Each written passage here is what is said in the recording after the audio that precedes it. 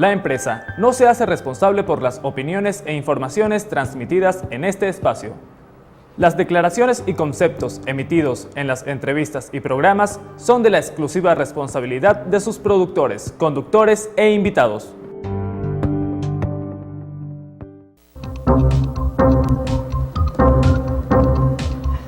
Continuamos, amigos, aquí con Luis Manuel Aguana y habíamos dejado algunas interrogantes, ¿no? Pero, bueno, una de ellas era que al parecer no quieren algo nuevo, sino unos reacomodos allí para terminar unos periodos y llamar a unas elecciones.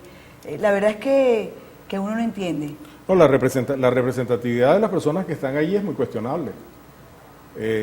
Si el movimiento estudiantil o los representantes de Voluntad Popular o los representantes de Venezuela, léase María Corina Machado, Leopoldo López, el mismo alcalde Ledesma, que tuvo también el tema de la salida, que me gustaría también tocar ese tema, no están allí, entonces, y que fueron eventualmente los causantes de todo lo que originó que esas personas de la Mesa de la Unidad estuvieran sentadas allí. Pero eso no lo reconocen. Bueno, ellos lo que dicen, vieron que nosotros hablamos muy bien. Pero eso significa que entonces no vas a conseguir la paz que buscas.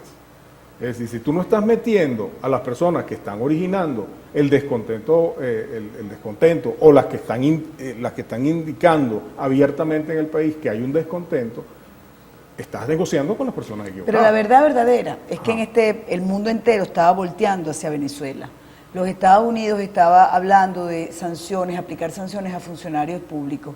La comunidad europea estaba también con los ojos muy atentos. Bueno, ya hoy la comunidad europea, la Unión Europea habla de que ve con buenos ojos el diálogo. Los Estados Unidos dice que va a poner en stand-by las sanciones. Y bueno, de alguna manera pues se logró calmar la preocupación es decir, aquí hay un tanto para el gobierno. Yo no sé si la Mesa de la Unidad también cree que ese es un tanto para ellos, no lo sé, pero hay un tanto para el gobierno. No, ambos recibieron tantos en el sentido que la compra de tiempo, acuérdate que la mesa estaba en un derrumbe total después del 8 de diciembre. Pero más allá... Y además ahora, el 25 de mayo, hay elecciones. Y a mí me impresiona muchísimo oír a la gente decir, bueno, vamos con las esposas de los alcaldes porque ahora les vamos a ganar todavía más. Entonces yo digo, bueno, mire, estamos en un país donde decimos que hay una dictadura, pero vamos a unas elecciones, acabamos de elegir a unos señores, les hicieron un juicio exprés que sabemos que es ilegal, pero vamos a volver a votar. Unas elecciones. O sea, ¿qué pasa? ¿Estamos enfermos como sociedad? Estamos enfermos como sociedad. Yo no soy tal vez el especialista que te pueda decir eso. Ahí es bueno llamar a Axel Capriles o llamar, ¿me entiendes? Para que nos explique qué es lo que Tera es esta. Es decir, ¿qué es lo que debiera hacer en buena lógica lo y aquí de verdad lo digo responsablemente? Esas elecciones no tienen ningún sentido. No tienen ningún sentido desde el punto de vista de la sociedad, de la sociedad civil. Ellos sacaron y pusieron preso a Daniel Ceballos y pusieron preso a Escarano sin ningún juicio. Y los metieron presos porque no estaban haciendo lo que ellos querían que se hiciera. Y entonces, ¿qué les impediría a ellos volver a poner presos a aquellos que sustituyan? O sea, ¿cuál es la realidad, cuál es la legitimidad que pueda tener el próximo alcalde? Es decir, aquí no estamos hablando con la realidad. No estamos hablando con la realidad. Cuando los estudiantes esas cosas no se hablan, sino que más bien vemos que la Mesa de la Unidad dice, bueno, está bien, vamos ahora a trabajar más que nunca para las elecciones del 25. Porque son parte, es lo que escribí en ese artículo, son parte entonces de lo mismo. ¿Qué significa? Que los estudiantes, así como el resto de la sociedad civil, quieren que se vayan todos. Y además, usted sabe que usted y yo somos radicales.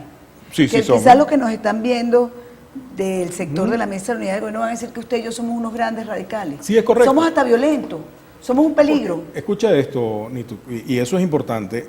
Cuando nosotros planteamos, incluso digo nosotros, porque yo también estuve metido en el tema, si se quiere, de la salida, cuando Leopoldo plantea, y junto con María Corina, la salida constituyente en un comunicado que salió público el 7 de diciembre, el día antes de las elecciones.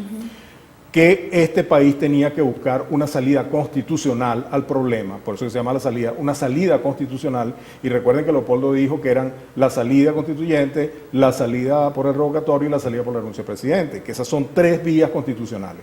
Entonces nosotros no estamos pidiendo algo que no esté fuera de la Constitución. De hecho, la intención original era, vamos a discutir en asambleas de ciudadanos cuál es la real salida de esto. Claro, ya ellos lo habían dicho y nosotros, a mi modo de ver, creo que fue, no quiero decir equivocada, pero debió haber sido mejor dirigida a la opinión pública el tema de la salida para que todo el mundo entendiera que es un tema, lo que estamos nosotros solicitando era un tema constitucional y no esa salida, entre comillas, violenta que el gobierno le quiere intentar vender a la población. ¿Pero qué fue lo violento? Me pregunto, que salieran una cantidad de muchachos y les cayeran a bombas y respondieran con piedra. Bueno, lo violento... Porque, ¿qué es lo violento allí? ¿Usted sabe cuántos muertos van? No, hay 42 muertos. Ajá. Ahora, la preocupación que tiene el gobierno es que esta candelita, entre comillas, como bien dijo aquel amigo, no se apague y que continúe, y que yo siento que va a continuar. ¿Por qué? Porque quienes están, insisto, negociando en ese diálogo, no son los representantes legítimos de esa protesta. Y como no son los representantes legítimos de esa protesta, la protesta va a continuar, y continuará subiendo. Fíjese, hoy, en un ratico, se vuelven a reunir. Aparentemente ya no es televisado. He escuchado o he leído que quieren tratar el tema de la amnistía de los presos políticos y de los exiliados. Pero dicen que no es una condición, que están todavía como en carpintería. Ya esta es la segunda reunión en carpintería. Y mientras tanto siguen ganando tiempo. Siguen ganando tiempo. Siguen ganando Están esperando que de alguna forma... Viene la Semana Santa, las cosas siempre en Semana Santa. Que se calmen un poco la cosa con el movimiento estudiantil, que continúe, o sea, mientras ganan más tiempo para que se achanten las cosas. Pero a la hora de la verdad, no se han resuelto los problemas fundamentales sobre los cuales la gente se fue para la calle. Eso no se ha resuelto. Al contrario, creo que tienen muchísimas razones para continuar en la calle. Esos 42 muertos, más aún el tema de la inflación, es que la gente no se ha dado cuenta, y tal vez es precisamente porque todo el poder político se encuentra en la capital, que el gobierno, todo la logística para el consumo de los supermercados y el consumo de la gente, de los bienes de primera necesidad, se los ha quitado a la gente del interior. O es que no han visto las colas que hay en Maturín, o las colas que hay en San Cristóbal, o las colas que hay en Valencia. La gente viene a ese mercado para Caracas. No, y doctor, y yo hago cola. Y yo hago cola y además no consigo los productos tampoco. Bueno, entonces las razones fundamentales por las cuales la gente se echó a protestar a la calle están vivitas y coleando ahí. ¿Cómo va a resolver ese problema el gobierno? ¿Cómo va a resolver ese problema la oposición? Aún lo que tenemos, y nosotros, que hemos dicho, y cuando te digo nosotros, somos aquellos que hemos propulsado de alguna manera la salida constitucional a esto vía constituyente, y que de alguna manera logremos reconciliar a los venezolanos reconstruyendo este país, pero lamentablemente eso no está en la agenda ni del gobierno ni de la oposición. Es decir, ese gobierno de transición o eso que nosotros estamos buscando para que eventualmente se pueda salir de una manera pacífica de este problema, no se ha conseguido todavía. Ahora fíjese que en medio de todo esto, entonces ayer veíamos una noticia que solamente publicó un periódico de 30 oficiales presos que se querían alzar. Es una noticia vieja, por cierto, ¿no? Y donde de alguna manera involucran una conversación que sostuvo con una periodista, Julio Borges. Están presos los militares, pero Julio Borges está libre. Yo no quiero decir con esto que quisiera que metieran en preso a Julio Borges. No, por supuesto, claro que no lo quiero decir. Además está sentado en la mesa, no le va a pasar absolutamente nada. Pero es una cosa como rara. ¿No le parece como rara? Bueno, en un gobierno militar... después de escuchar las declaraciones y la denuncia que hizo Patricia Poleo, o sea, de verdad que uno no sabe quién creer de quién está sentado ahí. Yo he visto, incluso esto que tú comentabas de los rectores, que yo escribí en una lo llamé Mudópolis, o sea, un poco que están jugando monopolio con los cargos con los cargos que deben ser esos cargos de los rectores. Bueno, ahí están las reglas de la Constitución, ahí están las reglas de cómo se elige el rector. Bueno, pero precisamente... ¿Por qué? Porque entonces, pero fíjese, ¿no? Entonces, es que son muchos temas. Es que además, el tema de las elecciones. En el 2005 nos fuimos a votar, entonces después nos dijeron que había sido un gran error porque habíamos dejado los espacios, habíamos abandonado los espacios. Vamos en el 2010, votamos, sacamos el 52% de la votación, pero teníamos menos diputados, pero además nos los van rebanando. Bueno, esas reglas electorales, Nitu, que ha sido, bueno, desde que estaba Erika y vivo, ¿ok? Desde que nosotros estamos, porque hay todavía un montón de personalidades que nos hemos estado ocupando del tema electoral, desde el punto de vista de la oposición, desde el punto de vista técnico. No puedes ir a unas elecciones con este CNE y con esa forma de hacer elecciones, ¿ok? Es decir, el tema de las cactahuellas, el tema del 100% de los votos, el tema de las circunscripciones electorales, y pare usted de contar. Entonces me vas a decir tú que la Mesa de la Unidad va a negociar una salida electoral de cualquier tipo que salga de esas negociaciones sin cambiar el sistema electoral. Seguimos en la calle. ¿Tú me entiendes? Es decir, no hay forma de que estas personas que son las que han provocado el problema, hay una máxima gerencia que dice, tú no puedes llamar a las personas que causaron el problema porque te lo solucionan. Yo lo que no puedo entender es cómo Enrique Capriles, por ejemplo, está sentado allí con el señor Maduro cuando él dijo que le habían robado las elecciones. Ajá. Yo no lo logro entender. De verdad no puedo entenderlo, porque si me robaron, me robaron. Bueno, y tengo que ir hasta donde sea para demostrarlo. Hay un problema allí ¿Él es que va más allá. ¿Él es el primer secuestrado? Será el primer secuestrado. ¿Tiene el síndrome de Estocolmo? Bueno, yo creo que en el caso de ellos ya, yo no sé si son parte de los secuestradores, no sé si me explico, un poco lo de la banda amiga que está negociando, claro, para que el otro...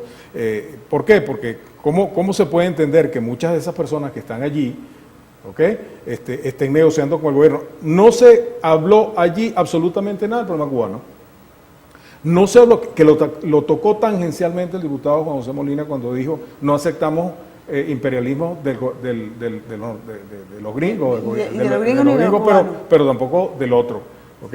Pero no se habló de la entrega de la soberanía. No se habló de la entrega de la soberanía. Unas cosas que están allí. Claro. ¿Me entiendes? Entonces tú dices, bueno, pero entonces esto está negociando con esto. Entonces, te queda la imaginación libre de qué cosa puede estar pasando ahí. Por eso es que insisto que es importantísimo que la gente entienda lo que está pasando desde el punto de vista de que esa es realmente la oposición que nos va a sacar del problema. Es esa.